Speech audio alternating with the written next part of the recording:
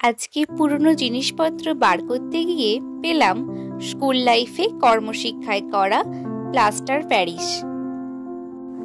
পুরনো জিনিসটিকে একটু নতুনভাবে সাজানোর জন্য রং তুলি নিয়ে বসে গেছি। রঙের বাক্স খুলতেই দেখি গেরুয়া রংটি একেবারে শেষ।